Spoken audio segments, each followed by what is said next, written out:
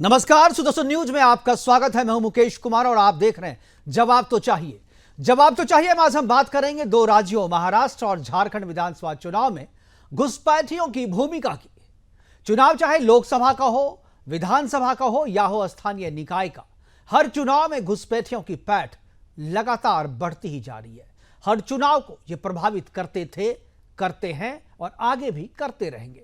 लेकिन इन घुसपैठियों की पहचान हमने सबसे पहले की थी और अब इनकी पहचान आम लोगों के बीच भी सार्वजनिक हो चुकी है। हम इन्हें लगातार बेनकाब करते आए हैं। घुसपैठियों को नागरिक बनाने के लिए राजनीतिक पार्टियां उन्हें राशन और आधार कार्ड से लेकर वोटर आई कार्ड तक मुहैया करवाती रही है। पश्चिम बंगाल के विधानसभा चुनाव में हमने इसका खुलासा किया था, जहां ममता बनर्जी की सरकार ने बांग्लादेशी घुसपैठियों और रोहिंग्याओं को अपना वोटर बनाया था। पश्चिम बंगाल में मुसलमानों की आबादी करीब 40% तक पहुंच गई है, जिनमें से 12 से 15% तक घुसपैठिए मुसलमान हैं।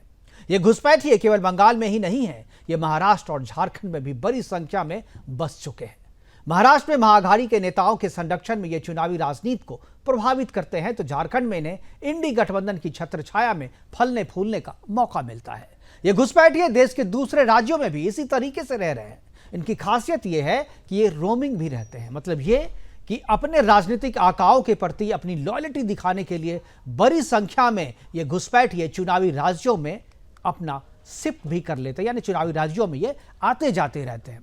इनके फर्जी वोटर आई कार्ड भी वहां बना दिया जाता है। लेकिन महाराष्ट्र में इस बार इन घुसपैठियों की पोल खोलने और चुनाव को प्रभावित करने से रोकने के लिए महाराष्ट्र सिविल सोसाइटी की ओर से एक मुहिम की शुरुआत की गई थी। सोसाइटी के प्रमुख डॉक्टर सुरेश चौहान ने शिव प्रेरणा यात्रा के जरिए घुसपैठियों की घनी आबादी वाले क्षेत्र में हिंदुओं के जागरण और घुसपैठियों के दिल में फर्जी मतदान के प्रति दहशत पैदा करने के लिए यात्रा निकाली थी।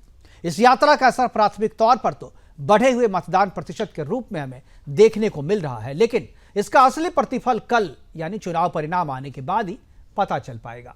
आज अपने प्रोग्राम में हम चर्चा करेंगे कि क्या महाराष्ट्र और झारखंड विधानसभा चुनाव को प्रभावित करने के लिए घुसपैठिए पिछले चुनावों की तुलना में ज्यादा सक्रिय हैं। क्या शिव प्रेरणा यात्रा के दौरान पहचान किए गए घुसपैठियों के गढ़ में जाग रहा है सनातन बोध? क्या विधानसभा चुनाव परिणाम के प्रयास के पास और फेल होने पर भी यह जो चुनाव है, यह परिणाम जो है वो मोहर लगा देगी? करेंगे चर्चा, और चर्चा को आगे बढ़ाने के लिए हमारे साथ कुछ मेहमान होंगे, उनसे हम आपका परिचय करवाएंगे। लेकिन पहले कुछ ग्राफिक्स के जरिए हम आपको दिखाते हैं कि किस तरीके से उन इलाकों में, खासतौर पे हम आपको दिखाएंगे उन इलाकों में जहां से शिव प्रेरणा यात्रा जो है जहां से गुजरी थी, वहां की डेमोग्राफी को किस तरीके से प्रभावित किया गया है। उन इलाकों में ये शिव प्रेरणा यात्रा के क्षेत्र में वो क्षेत्र हैं जहां से शिव प्रेरणा यात्रा निकली थी, और वहां घुसपैठियों की संख्या आप परसेंटेज ऑफ वोट में आप देख सकते हैं कि कितने प्रतिशत वहां पर जो है घुसपैठिए हैं, यानी मुसलमानों की संख्या वहां पर क्या है। और ये जो नंबर्स हैं, ये नंबर्स आगे भी हो सकते हैं, पीछे तो नहीं होंगे, क्योंकि हमने मिनिमम पे यह निकाला है, हमारे सोर्सेस ने बताया, लेकिन इनसे ज़्यादा भी जो है ये हो सकती है। ये वो इलाके हैं जो घुसपैठियों के गढ़ है महाराष्ट्र में। यहाँ पर इनकी आबादी सघन है, ये सक्रिय रूप से वोट की राजनीति को, यानी जो चुनावी राजनीति है उसको प्रभावित करते हैं, और वहाँ पर अपने बीजेपी को हराने वाले कैंडिडेट, इनका कोई अपना कैंडिडेट नहीं होता। यह भी एक जानने वाली बात है कि हर एक चुनाव में जो घुसपैठिए वोटर होते हैं, जो मुस्लिम वोटर होते हैं, वो अपने किसी प्रत्याशी का चयन पार्टी के आधार पर केवल नहीं करते, बल्कि इस आधार पर भी करते हैं कि कौन सा ऐसा प्रत्याशी है जो बीजेपी को टक्कर दे रहा है, बीजेपी को हरा रहा है, और उसी प्रत्याशी के पीछे जो है ये गोलबंद हो जाते हैं। और वहाँ पर इस तरीके से वोटिंग का इनका पैटर्न जो है काफ़ी पुराना है। करेंगे चर्चा, और चर्चा को आगे बढ़ाने के लिए इन सब मुद्दों पे करेंगे। हमारे साथ जो मेहमान हैं, मैं उनसे आपका परिचय करा दूं। हमारे साथ उदय जी हैं, जो मेहुलकर जी, जो कि महाराष्ट्र की राजनीति में उदय निर्गुड़कर जी हैं, जो अपने चुनावी सर्वे और एग्जिट पोल के मास्टर जो है वो भी हमारे साथ रहेंगे। प्रमोद जोशी जी रहेंगे। लेकिन चुनाव की नब्ज को और महाराष्ट्र की राजनीति में खासतौर पे घुसपैठिए की राजनीति को समझने वाले जो है वरिष्ठ पत्रकार उदय जी, वो हमारे साथ रहेंगे, उनसे भी हम बात करेंगे। इसके अलावा हमारे साथ जो है मनीष कश्यप भी रहेंगे, जो कि झारखंड की राजनीति में घुसपैठिए की पैठ पर खास समझ रखते हैं और इस बार जो है उन्होंने ग्राउंड पे काफी काम भी किया है झारखंड में, तो उनके अनुभवों को भी हम आपके साथ साझा करेंगे। दोनों मेहमान जो है हमारे साथ जुड़ गए हैं, उनसे मैं आपका परिचय करा चुका हूं। सबसे पहले उदय जी के साथ मैं शुरुआत करना चाहूंगा। उदय जी, आप महाराष्ट्र में आपने जितना लंबा अनुभव है काम करने का, जिस तरीके से वहां की राजनीति बदल रही है, 4 दशकों का आपका अनुभव है, 4 दशक की राजनीति, जो पहले की राजनीति और अब की राजनीति में 4 दशक में कितना बदला है, और खासतौर पे अगर मैं घुसपैठिए के एंगल से अगर मैं आपसे जानना चाहूं, तो घुसपैठिए की पहचान क्या जितनी कारगर रूप से इस चुनाव में देखने को मिल रही है, पिछले चुनावों की तुलना में आपको लगता है कि इस बार जो है घुसपैठिए की पहचान बहुत ही कारगर रूप से सामने आई है और लोगों के सामने एक तस्वीर कम से कम साफ हुई है? असर कितना हुआ है इसका, ये तो परिणाम के बाद पता चलेगा, लेकिन लोगों में जागरण हुआ है कि नहीं, मैं चाहूंगा कि आप अपने अनुभव से हमारे दर्शकों के साथ साझा करें। पिछले 3 दशकों से मैं चुनाव को बड़ी बारीकी से देख रहा हूं, उसमें काम कर रहा हूं।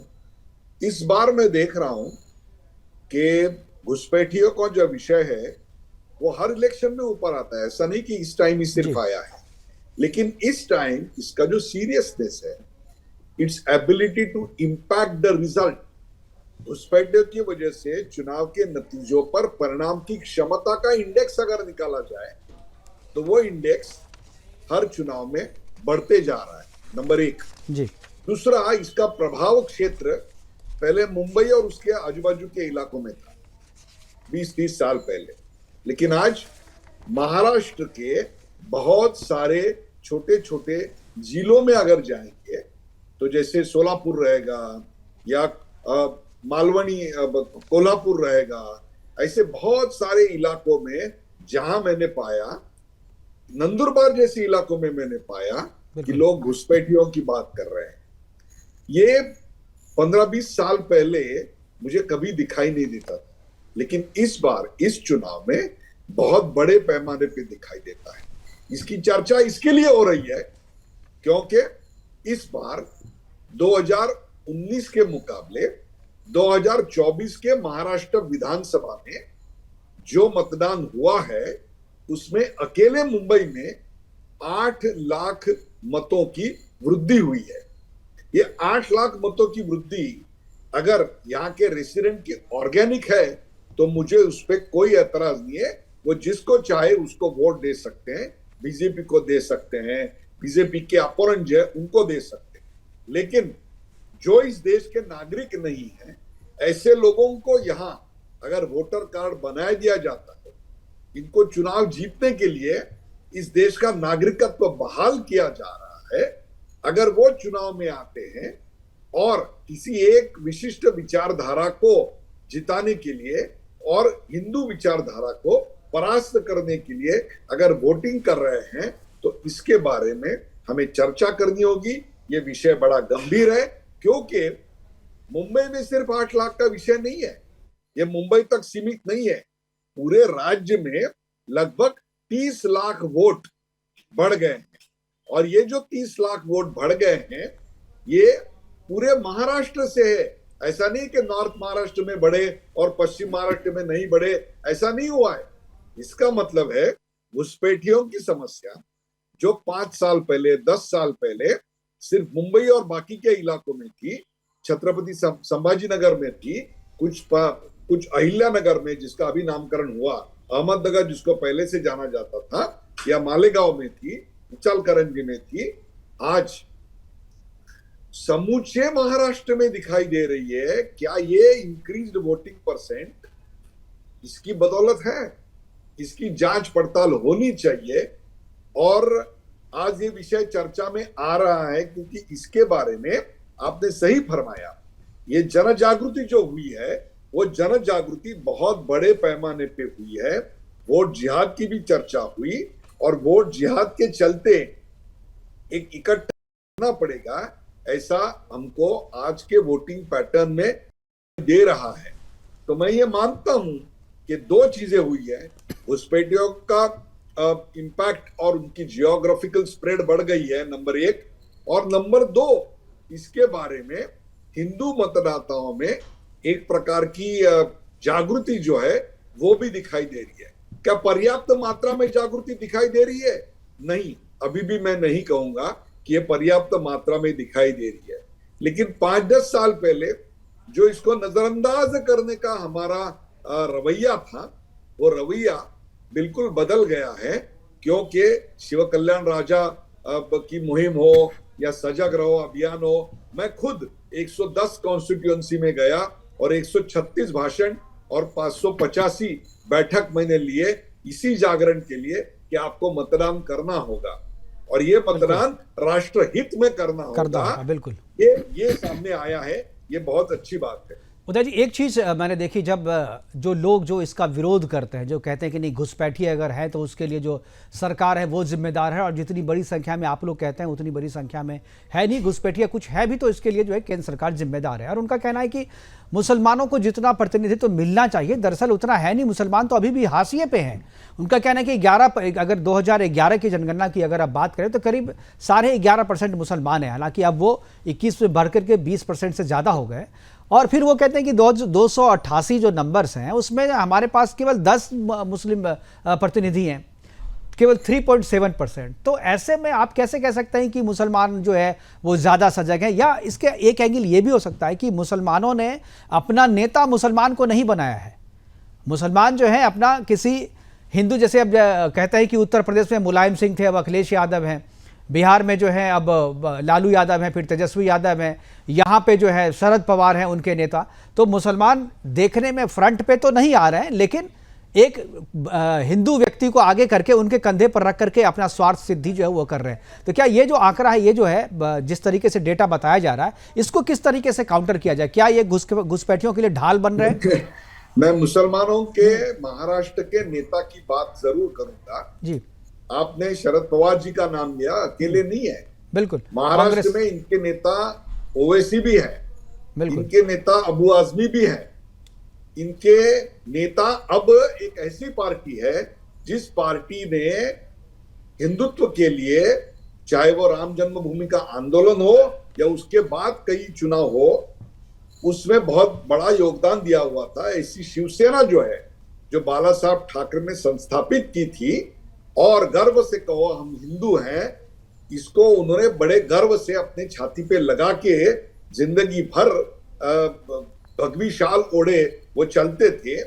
और कोर्ट में भी जाके कहा अगर बाबरी मस्जिद का ढांचा, विवादास्पद ढांचा अगर गिराने का काम मेरे शिवसैनिकों ने किया है, अगर ये सच है तो उसका मुझे गर्व है।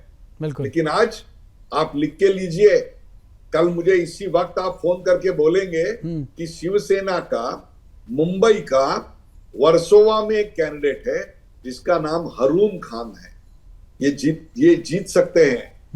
जो वोटिंग जिस तरीके से बूथ का स्टडी मैंने किया है, तो आजकल मुसलमानों के मसीहा जनाब उद्धव ठाकरे भी है, इसका भी जरा आप ध्यान रखें कि उन्होंने उद्धव ठाकरे को भी चुना है। अब ये बात इतनी सीरियस क्यों है? आप जो आंकड़े बोल रहे हैं ना, उससे लग रहा है कि ये बहुत फ्रिवलस बात है। ये हिंदू संगठन या हिंदू विचारधारा के, राष्ट्रीय विचारधारा के आप जैसे पत्रकार इसको बड़ा चढ़ा के बोल रहे हैं, इसको बात का बतंगड़ बना रहे हैं, राई से पर्वत बना रहे हैं। ऐसा नहीं है, बिल्कुल मैं आपको बताता हूं।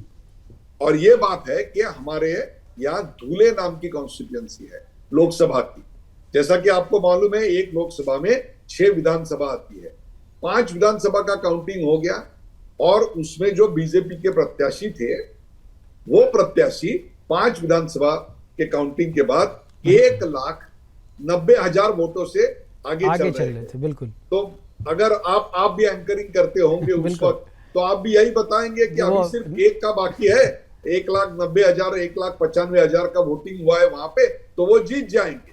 बिल्कुल, लेकिन ऐसा हुआ नहीं। सुभाष भामरे आखिर का जब मालेगांव मध्य का खोला गया, उनको महज 4-5 हजार वोट मिले और वो 3,500-4 हजार वोटों से शोभा बच्चाओं से हार गए, क्योंकि उनको वहां पे 1,90,000 से भी ज्यादा वोट प्राप्त हुए। ये क्या दर्शाता है? ये किस प्रकार का वोट जिहाद दिखाता है? दूसरी बात मैं कहूंगा, यामिनी जाधव, शिवसेना एकनाथ शिंदे गुट की दक्षिण मुंबई की वो प्रत्याशी थी लोकसभा में। कई ऐसे बूथ है जहां उनको 12, 15, 20, 27, 28 वोट मिले हैं और उनके सामने जो खड़े थे, जो चुनाव जीत के आए अरविंद सावंत शिवसेना के, उनको उस इलाके में 900, 750, 800 ऐसे वोट मिले हैं।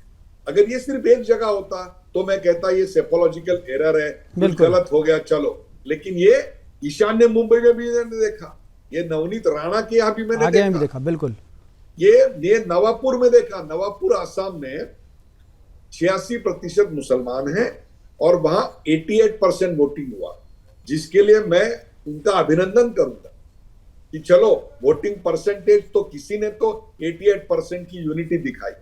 लेकिन यही बात जब मैं मथुरा में आता हूं, हमारे श्री कृष्ण की मथुरा है, यहाँ पे हेमा मालिनी जैसी प्रत्याशी है जो एक बार सांसद रह चुकी है, वो जब वहां पे कंटेस्ट कर रही है तो उनको 86% हिंदू वहां मतदाता होने के बावजूद 46% सिर्फ वोटिंग होता है।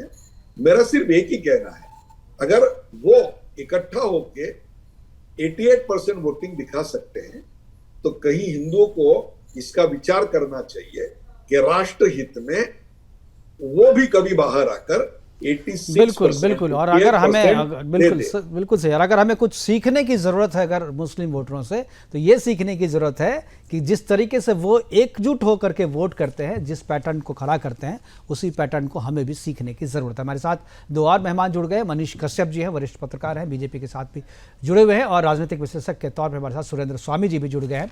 लेकिन शुरुआत मैं थोड़ा मनीष जी से करूंगा। मनीष जी झारखंड में अभी हैं और झारखंड में ग्राउंड पे इन्होंने काफ़ी मेहनत की है, काफ़ी देखा है बीजेपी ज्वाइन करने के बाद इन्होंने, और अभी इनसे जो बात हो रही थी तो ये घुसपैठिए पे कह रहे थे कि लगभग हर कंस्टिट्यूंसी में घुसपैठियों की संख्या बढ़ी है और वोटर कार्ड उनका बना है। मनीष जी, मैं आपसे जानना चाहूंगा कि ये तो अभी उदय जी बता रहे थे महाराष्ट्र का हाल, जरा झारखंड का हाल बताइए कि वहां पर घुसपैठिए किस तरीके से चुनाव को प्रभावित कर रहे हैं और जीत और हार में एक जो अहम भूमिका वहां के घुसपैठियों की हो रही है। देखिए, वोट जिहाद जो है वर्तमान समय में चरम सीमा पे है और इसी के वजह से आज भारत के 9 राज्य तथा 200 से ज्यादा जिला में जो है हिंदू अल्पसंख्यक हो गया है। उसमें से झारखंड है और झारखंड का एक संथाल परगना है जहां पे पहले जो है वो 46%, 45 पॉइंट समथिंग परसेंट जो है वो आदिवासी हुआ करते थे। आज जो है उनकी संख्या घट गई है और लगभग जो है वर्तमान समय में अगर 2024 के जनगणना के हिसाब से या 2025 में जो जनगणना होगा उस हिसाब से देखा जाए तो 22% पे आ गई है, और जो हाई कोर्ट में हल्फनामा पेश किया गया है उस हिसाब से देखा जाए तो 28% पे आ गई है। जिस प्रकार से आदिवासियों की जनसंख्या घट रही है, पूरे देश में 4% आदिवासियों की जनसंख्या बढ़ी, लेकिन झारखंड में जो है आदिवासियों की संख्या घट गई है, जिसे जो है हमें संरक्षित करना था, उन जातियों को जो है संरक्षित करना था। झारखंड में वर्तमान समय में हेमंत सोरेन की सरकार है और आदिवासी लड़कियों का जो है वो जुबान काट लिया जाता है, लड़कियों के ऊपर जो है पेट्रोल छीट के आग लगा दिया जाता है, लड़कियों को जो है टुकड़ों टुकड़ों में काट के फेंक दिया जाता है, लेकिन हेमंत सोरेन की सरकार कुछ नहीं करती है। अभी संथाल परगना में आप चले जाइए, जो बंगाल से लगा हुआ जिला है, वहां पे अगर आप चले जाइए तो आपको देखने को मिलेगा कि लगभग हर एक विधानसभा में 15,000 से लेके 30,000 नए वोटर जुड़े हैं हर एक विधानसभा में। और उसमें क्या हुआ है कि उसमें से 90% वोटर जो है वो बांग्लादेशी हैं, जिनका आधार कार्ड जो है 5,000 रुपए में बना दिया गया, पैन कार्ड, राशन कार्ड जो है 5,000 रुपए में बना दिया गया, जिसके वजह से डेमोग्राफी चेंज हुआ। और इसके ऊपर जो है निशिकांत दुबे जी जो है सदन में आवाज भी उठाया कि डेमोग्राफी कैसे चेंज हो रहा है। और जहां डेमोग्राफी चेंज होता है, जैसे आपने मालेगांव के स्थिति को बताया कि मालेगांव में जो है कैसे जो है एक विधानसभा में जो है वो उससे पहले जो है 5 विधानसभा में लीड कर रहे थे और एक विधानसभा की वजह से चुनाव हार गए। इस प्रकार से अनेकों जगह है, जैसे जामताड़ा एक जगह है जो एक देवी के नाम पे जो है उस जगह का नाम पड़ा, और आज जो है वहां पे इरफान अंसारी जो है 38,000 वोटों से जो है पिछली बार चुनाव जीते, और चुनाव जीतने के बाद सीता सोरेन को रिजेक्टेड माल बोलते हैं। तो इस प्रकार से मनोबल बढ़ा है। वहां के एक मंत्री है झारखंड के जो कहते हैं कि सबसे पहले हम घुसपैठियों को जो है हम गैस सिलेंडर देंगे और 450 रुपया में देंगे। तो ये सारी चीजें झारखंड की परिदृश्य में अगर देखा जाए तो वर्तमान स्थिति बहुत भयावह है, लेकिन उसके लिए हमें भी काम करना होगा। जैसे मान लीजिए सरकारी योजनाएं आती है, शौचालय योजना या आवास योजना या उज्ज्वला योजना, उसमें जो है मुस्लिम लोग जो है घुसपैठियों को जो है बढ़ चढ़ के भाग दिला देते हैं और उनका घर बन जाता है, और उसके बाद से जो है जो दलित लोग हैं, जो आदिवासी लोग हैं, जो पिछड़े समाज के, अति पिछड़े समाज के लोग हैं, उनका हक जो है वो मुस्लिम समाज में चला जाता है। तो ये सारी चीजों पे ध्यान देने की जरूरत है। अगर ध्यान नहीं देंगे तो अभी 9 राज्यों से हम लोग अल्पसंख्यक हुए हैं, अगले 10 साल के अंदर अंदर जो है 2-4 राज्य से और अल्पसंख्यक हो जाएंगे और उसके बाद से फिर कोई हिंदू प्रधानमंत्री और हिंदू राष्ट्रपति नहीं बन पाएगा। बिल्कुल, बहुत बड़ी चिंता और भयावह स्थिति की तरफ आप इशारा करें। सुरेंद्र स्वामी जी भी बहुत ही बारीक नज़र रखते हैं इन चीज़ों पे। सुरेंद्र स्वामी जी, आपसे लगातार बातचीत होती है और इस बार के चुनाव में एक चीज़ है, जैसे कि हमने भी कहा है कि कल चुनाव परिणाम आने वाले हैं, सब तो ये दिखाएगा कि हार कौन रहा है, जीत कौन रहा है, लेकिन हम ये दिखाएंगे कि घुसपैठिए किसको हरा रहे हैं और घुसपैठिए किसको जितवा रहे हैं। आपसे अगर पूछा जाए कि आज इन दोनों राज्यों में, और खासतौर पर मैं उपचुनाव की भी बात करूँगा आपसे, इन 3 जगह जो चुनाव हो रहे हैं, क्या आपको लगता है कि घुसपैठिए की भूमिका अहम हो गई है?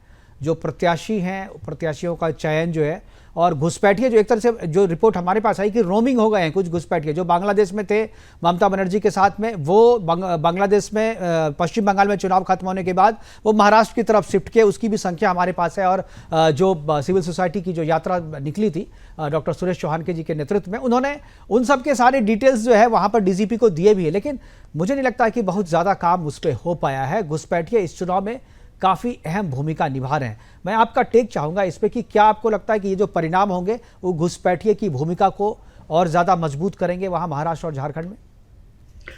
देखिए, इसमें कोई दो राय नहीं है कि जो घुसपैठिए हैं उनको वोट देने का अधिकार वहाँ की सरकारों ने दिया है। उनके वोटर आईडी कार्ड बना दिए, उनके राशन कार्ड, आधार कार्ड बना दिए, राशन कार्ड बना दिए, और उन लोगों ने पैन कार्ड भी बना लिए हैं, पासपोर्ट भी बनवा लिए। तो आप तो उनको वोटों से देने से रोक नहीं सकते। उसका एक ही तरीका था कि जो आपके भी जवान के साथ थे कि भाई एनआरसी लागू कीजिए। बिल्कुल।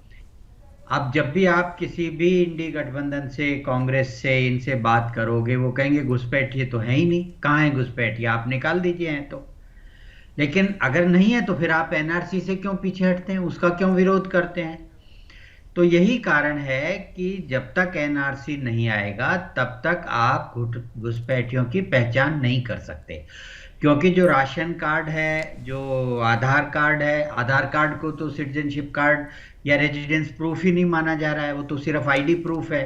बिल्कुल। तो फिर आप उनका कुछ नहीं कर सकते। ये मॉडस ऑपरेंडी जो आप कह रहे हैं कि वहां से आ रहे हैं, मॉडस ऑपरेंडी ये है कि कांग्रेस सरकार ने कभी भी बांग्लादेश बॉर्डर को प्रायोरिटी नहीं दी सील करने के लिए, बॉर्डर फेंसिंग के लिए। वहां पे उन्होंने जो एनक्लेव का इशू था उसको भी लटका के रखा। एनक्लेव, आपके दर्शक आप लोग जानते होंगे कि भारत की सीमा में बांग्लादेश के गांव और बांग्लादेश की सीमा में भारत के गांव, तो वो बॉर्डर कभी सील ही नहीं हुए। फिर वहां पे मैशलैंड है, रिवराइंस हैं, नाले हैं। तो जब भारत सरकार ने प्रायोरिटी देकर के मोदी जी के टाइम में इस पे काम किया गया, तो अभी भी 3200 किलोमीटर के बॉर्डर में कुल 2200 किलोमीटर फेंसिंग हुई है। अभी भी 1000 किलोमीटर का बॉर्डर बांग्लादेश से हमारा फेंस नहीं है। अब इनसे पूछिए, कहेंगे तो केंद्र सरकार की जिम्मेदारी। भाई केंद्र सरकार की जिम्मेदारी है, आपने बनाया नहीं बॉर्डर, रातों रात तो फेंसिंग नहीं होगी। लेकिन होता क्या है कि जो वहां से क्रॉस ओवर करते हैं, वो क्रॉस ओवर करके जैसे ही वेस्ट बंगाल में आए तो वहां पे उनका राशन कार्ड, उनका आधार कार्ड बना करके, और एक नेटवर्क मुकेश जी पूरे देश में चल रहा है मस्जिदों और मदरसों के मार्फत, तो उन लोगों को वहां से डिस्पैच कर दिया जाता है। ये पूरा एक नेटवर्क है, कम्युनिकेशन नेटवर्क है, आप समझ लीजिए, कोऑर्डिनेशन सेंटर समझ लीजिए, कुछ भी कह लीजिए। जैसे जो बड़ी बड़ी कंपनियां हैं, मान लीजिए, उनके सब जगह रीजनल ऑफिस है, हेड ऑफिस है, डिस्ट्रिक्ट ऑफिस है। बहुत ही ऑर्गेनाइज तरीके से ये लोग काम करते हैं। बिल्कुल। स्वामी जी, मैं आपको थोड़ा रोकना चाहूंगा। मुझे स्वामी जी हमारे साथ जो 2 मेहमान हैं वो बने रहेंगे। मनीष कश्यप जी चले गए, हमारे साथ दोनों मेहमान बने हुए, लेकिन चर्चा की शुरुआत करेंगे। लेकिन उससे पहले हम दिखाते हैं कि शिव प्रेरणा यात्रा के दौरान डॉक्टर सुरेश चौहान ने क्या क्या कहा था और किन मुद्दों पे फोकस किया था, घुसपैठिए के मामले को किस तरीके से चिन्हित किया गया था। एक बार मैं एक झलकियां, छोटी सी है 3 मिनट की, उनको देखते हैं, उसके बाद अपने मेहमानों के पास वापस चलेंगे। जो विदेशी घुसपैठिए, अभी मैं आ रहा था तो एक तरफ तो मेरी कार्यकर्ताओं की तरफ नजर थी, दूसरी नजर मेरी गद्दारों की तरफ थी कि कौन कौन दिख रहा है। तो कुछ चेहरे या अफगानी दिख रहे हैं, अफगानिस्तानी जैसे दिख रहे हैं, कुछ बांग्लादेशी जैसे दिख रहे हैं, कुछ रोहिंग्या भी यहाँ जरूर होंगे। तो मैं महाराष्ट्र सरकार को अपील करता हूँ कि ये शहर जो इतना ऐतिहासिक पुरानी बाजार पेठ है ना, ये तो ऐसे शहर में जो विदेशी घुसपैठी आए हैं उनको यहाँ पर छानबीन शुरू करिए।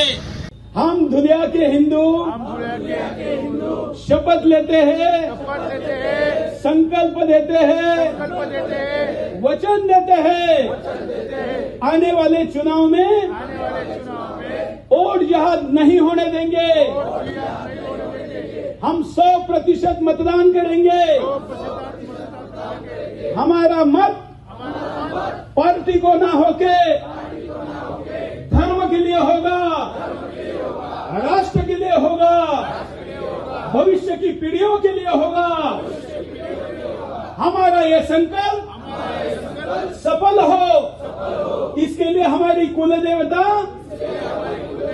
ग्राम देवता, हमारे गुरुजन, हमारे गौरवशाली पूर्वज हमको शक्ति दे, सामर्थ्य दे, जय दे, विजय दे।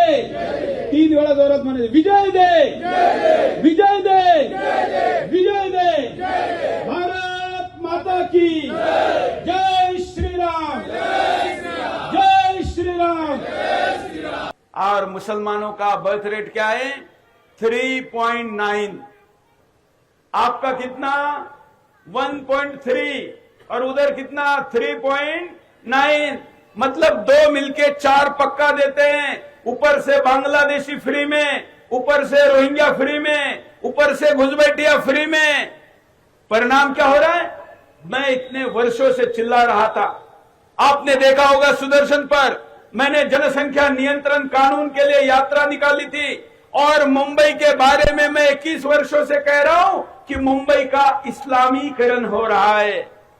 लेकिन अब 2 दिन पहले टाटा सोशल सर्विसेज, मतलब एक एनजीओ है टाटा की, टाटा तो भरोसे के आंकड़े देता है, उस एनजीओ ने आंकड़ा दिया कि मुंबई में अब हिंदू केवल 64% रह गया है। अब आपको और डरावना आंकड़ा बताता हूं, जो 64% हिंदू मुंबई में रहता है उसमें 8% का केवल मुंबई में नाम है, वो मुंबई में नहीं रहता। तो कितना हो गया? कितना हो गया? 56। और अगर घुसपैठियों का आंकड़ा सच में जोड़ा जाता तो आज ही मुंबई आपके हाथ से निकल चुकी है। मुंबई में तो एक क्षेत्र का नाम पाकिस्तान है। अगर आप पोस्ट कार्ड लिख दो पाकिस्तान और मुंबई, तो उस व्यक्ति के घर पे पोस्ट ऑफिस डिलीवर करता है। इतना दूर क्यों जाते हो? वो तो राज्य की राजधानी आप जानते हैं, नागपुर, हमारे राज्य की उपराजधानी, विदर्भ की राजधानी, वहां पर बांग्लादेश नाम का नगर है। बांग्लादेश नाम का नगर। तो जिस तरीके से चिंता जताई गई है इस यात्रा में और जो सवाल उठाए गए हैं, उस सवाल के जवाब इस चुनाव के परिणाम में भी हमें देखने को मिलेंगे, ऐसी हमारी उम्मीद है। दोनों मेहमान हमारे साथ बने हुए, मैं उदय जी के पास वापस आऊँगा। उदय जी, आपने भी सुना और आपने देखा भी जब ये चल रही थी यात्रा, उस समय में जो चिंता खासतौर पर मुंबई के प्रति जो जताई गई है, क्या आपको लगता है कि चुनाव में रिफ्लेक्ट होगा? क्या लोग जागेंगे? लोग जरूर जागेंगे। एक इसके ऊपर तो मैं टिप्पणी करूंगा ही, मेरा निष्कर्ष इसके ऊपर मैं आपके साथ साझा करूंगा। लेकिन जो अभी सुरेश चवाणकी जी कह रहे थे कि कई ऐसे हमारे यहाँ इलाके हैं जो अपने आप में बांग्लादेश या पाकिस्तान कहलाते हैं, उसमें एक वृद्धि करना चाहूंगा। हालांकि ये वृद्धि अभिमानास्पद वृद्धि नहीं है, लेकिन मुंबई से महज 50 मील की दूरी पे, और जहां से मैं ये प्रोग्राम कर रहा हूं उससे महज 10 किलोमीटर की दूरी पे एक पड़घा नाम का विलेज है। इस पड़घा नाम के विलेज ने खुद को इंडिपेंडेंट डिक्लेयर किया और यहाँ आईसिस का राज उन्होंने डिक्लेयर किया। यहाँ आईसिस का झंडा लगा दिया और ऐसे लोग यहाँ पे बसे थे कि जो जेल की सजा काट के आ रहे थे, जिनके पास बहुत बड़े पैमाने पे द्रोण पाए गए, जिसके पास बहुत बड़े पैमाने पे ऐसे कुछ चीजें पाई गई जो राष्ट्र विरोधी गतिविधियों का साधन बन सकते हैं। इसकी बड़ी चर्चा उस वक्त माध्यम में हुई थी, आपके चैनल ने भी इस मुद्दे को उठाया था। तो ये महज मुंबई से 50 किलोमीटर की दूरी पे कह रहा हूं मैं, नासिक के हाईवे पे, मुंबई से नासिक जाते हुए हाईवे पे ये पड़गा नाम का विलेज लगता है। और भी कई बातें इसमें, कई अलग प्रोग्राम में इसके ऊपर मैं बात करूंगा, लेकिन इसका परिणाम जरूर हो रहा है और इसके ऊपर जागृति भी बढ़ रही है। लेकिन जिस कदर जागृति बढ़नी चाहिए, जिस रफ्तार से बढ़नी चाहिए, उस रफ्तार से जागृति बढ़ नहीं रही है। यही हमारे चिंता का विषय है। बिल्कुल बिल्कुल चिंता के विषय है। सुरेंद्र जी, एक चीज़ मैं आपसे अब के पास आऊँगा कि मुस्लिम जब किसी को वोट देते हैं या मुस्लिम जब अपने प्रत्याशी का चयन करते हैं, प्रतिनिधि का चुनाव करते हैं, तो वो उनके सामने क्लियर कट मांग रखते हैं कि हमारी ये मांग है, ये तुम अगर करते हो पूरा तो मैं, तुम हिंदू रहो मुसलमान रहो, हमें हमारी ये चीज़ें चाहिए, अगर ये देते हो तो हम तुम्हें वोट देंगे, हम तुम्हें अपना प्रतिनिधि मान लेंगे। हिंदुओं के बीच में इस तरीके की चीज़ें नहीं, क्या लगता है कि हिंदुओं को भी इस तरीके से बार्गेन करना चाहिए? जो प्रत्याशी हो उसको अपने धर्म की रक्षा के लिए, अपने राष्ट्र की रक्षा के लिए, अपने सनातन की रक्षा के लिए अपनी मांगें रखनी चाहिए उनको। जिस तरीके से सुरेश चौहान के जी ने 5 मांगें ये रखी, घुसपैठियों के खिलाफ कानून हो, लफ्ज़-ए-जिहाद के खिलाफ कानून हो, धर्मांतरण के खिलाफ कानून बने, गौ रक्षा के लिए कानून बने, तभी हम वैसे ही लोगों को वोट देंगे जो ये चीज़ हमें दे, कम से कम ये आश्वासन दे। क्या आपको लगता है कि अब इस तरीके की चीज़ें अब ज़रूरी हो गई है घुसपैठियों को रोकने के लिए? नहीं, उसमें देखिए इश्यू ये है ना कि जो हिंदू बहुसंख्यक है, अगर वो एकजुट होता तो ये समस्या ही नहीं होती। बिल्कुल। क्योंकि वो एकजुट नहीं है, इसीलिए जो ये मांगे, मान लीजिए मुस्लिम्स ने उठाई इंडिया गठबंधन में महाअघाड़ी को, तो उनके हिंदू लीडर ही डिफेंड कर रहे हैं। बिल्कुल। देखिए, मुस्लिम डिफेंड नहीं कर रहे हैं, हिंदू लीडर डिफेंड कर रहे हैं। मुस्लिम क्या सोच के वोट कर रहा है? मुस्लिम ये एक बहाना बना रहा है महाविकास अघाड़ी को वोट देने का कि हमारी ये मांगे हैं। दरअसल उसे भारतीय जनता पार्टी को वोट नहीं देना है, क्योंकि उसे मालूम है अगर भारतीय जनता पार्टी सत्ता में आएगी तो उनका जो गजवाए हिंद का एक ख्वाब है, एक सपना है, जिस पे वो काम कर रहे हैं बड़े सीरियसली, वो उसमें अड़चने पूरा नहीं होगा। और ये जो दूसरी अघाड़ी की जो इंडी गठबंधन है, इसके लोगों के साथ चूंकि हिंदू बहुमत नहीं है, तो इनको हम ब्लैकमेल करके और इनसे अपनी मांगे मनवाते रहेंगे। अगर ये ब्लैकमेल ना करें, इनको वोट दें, तब भी वो इनकी बात मानेंगे। 1947 से लेके आज तक यही सब होता रहा है। जितने भी कानून बने हैं वो सब कानून इनको सपोर्ट करने के लिए बने हैं। तो इसलिए जो स्थिति बनी है इस समय वोटों की, वो स्थिति में ये लोग तो 100% वोटिंग करेंगे, और की है इन्होंने, लोकसभा के चुनाव में भी की थी। लेकिन चूंकि हिंदू वोट बहुत ज़्यादा होता है, तो अगर उसमें 60% भी हिंदू, अगर 100 हिंदू में अगर 60 हिंदू भी वोट दे देता है भारतीय जनता पार्टी को, तो भारतीय जनता पार्टी जीत जाती है।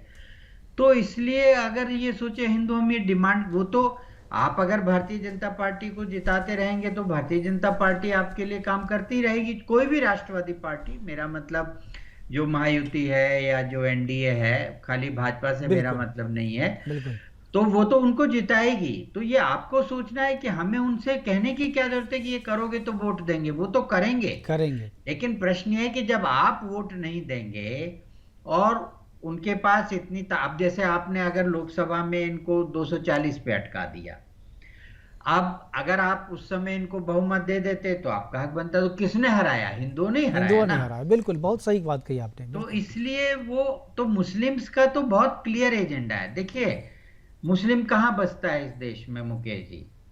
बॉर्डर पर, बिल्कुल, आपके धार्मिक स्थलों पर और आपके बड़े शहरों पर।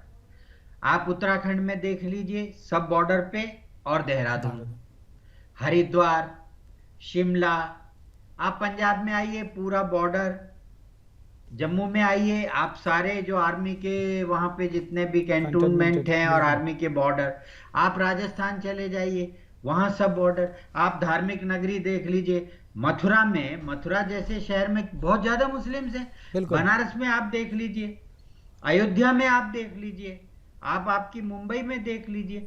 तो ये इनकी पूरी एक स्ट्रेटेजी की सेटिंग है, और इसके लिए इस सरकार को बहुत कड़ा दिल करके एनआरसी जो कानून में प्रोविजन है उसकी डेट इनको नोटिफाई करनी पड़ेगी और एनआरसी लागू करना पड़ेगा। बिना एनआरसी आप घुसपैठियों को आइडेंटिफाई करके नहीं निकाल पाएंगे। फिर क्या ये घेटोज में रहते हैं? जब ये घेटोज में रहते हैं तो आपकी हमारी तो हिम्मत वहां लोगों की होती नहीं, तो वो अंदर ही अंदर इन लोगों को एडजस्ट करते रहते हैं, अकोमोडेट करते रहते हैं, इनके वहां कागजात बनाते रहते हैं और फिर इनको ट्रांसपोर्ट करते रहते हैं। शिमला का क्या है, पहले मस्जिद बनी, वहां पे मदरसा बना, फिर वहां पे बाहर के लोग आने लगे। बाहर के लोग कौन है? यही बांग्लादेशी रोहिंग्या।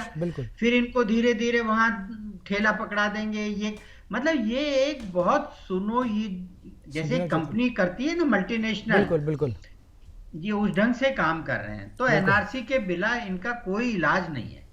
बिल्कुल। अब हमारे पास समय की कमी में मनीष कश्यप वापस जुड़ गए। मनीष जी, कल परिणाम होना है कुछ घंटों के बाद, 6 बजे सुबह से हम लोग लगातार जो है परिणाम दिखाना शुरू करेंगे। मैं परिणाम पे चाहता हूं कि झारखंड में जो एग्जिट पोल में हम लोगों ने किया है या जो बाकी जो लोगों ने किया है, परिणाम चूंकि आपने ग्राउंड पे काम किया है, किस तरीके के परिणाम की आप उम्मीद कर रहे हैं? देखिए, झारखंड में जो है 45 प्लस जो है भारतीय जनता पार्टी और गठबंधन, मतलब कि भारतीय जनता पार्टी और एनडीए गठबंधन 45 प्लस जाएगा। और महाराष्ट्र में भी जो है हम लोग बहुत सारे जगहों पे महाराष्ट्र में भी गए, तो महाराष्ट्र में अगर देखा जाए तो 155 टू 165 महाराष्ट्र में।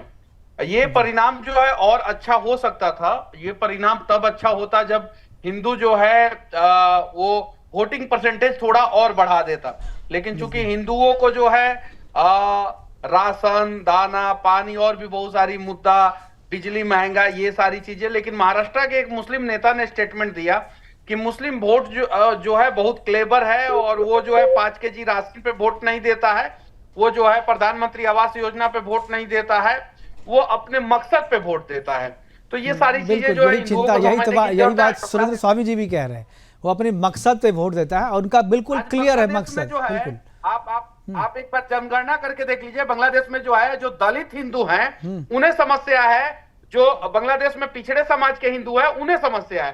पाकिस्तान में जो दलित और पिछड़े समाज के लोगों के पास पैसा नहीं था, जो भारत आजादी के समय में नहीं आ पाए, उन्हें समस्या है। तो राहुल गांधी या विपक्ष जो है कभी ये बताने का प्रयास नहीं किया कि अफगानिस्तान में 200 साल पहले दलितों के साथ क्या हुआ, पाकिस्तान में जो है 70 साल पहले दलितों के साथ क्या हुआ, और बांग्लादेश में जो है वर्तमान समय में दलितों और पिछड़ों के साथ क्या हो रहा है। तो ये समझने की जरूरत है, हम दलित में, पिछड़ा में और स्वर्ण में बढ़ जाते हैं, और वो जो है एकजुट होकर के धर्म के नाम पर वोट करके अपने मकसद को पूरा करते हैं। फिलहाल हमारे पास समय की कमी है, प्रोग्राम को वाइंड अप करने के लिए कहा जा रहा है। हमारे साथ जुड़ने के लिए सुरेंद्र स्वामी जी आपका, मनीष कश्यप जी आपका और उदय निर्गुणकर जी आपका बहुत बहुत धन्यवाद। जुड़े और अपनी महत्वपूर्ण बातें हमारे दर्शकों के साथ आपने साझा की। कल कुछ ही घंटों के बाद जो है परिणाम भी आने शुरू हो जाएंगे और सुबह 6 बजे से लगातार हम आपको परिणाम दिखाएंगे। लेकिन अभी आज जो बात हो रही, घुसपैठिए पे जो बात हो रही है कि क्या इस बार के जो चुनाव है, क्या इस बार के जो चुनाव परिणाम होंगे, क्या उसमें घुसपैठिए का मुद्दा एक मुख्य मुद्दा रहेगा, क्या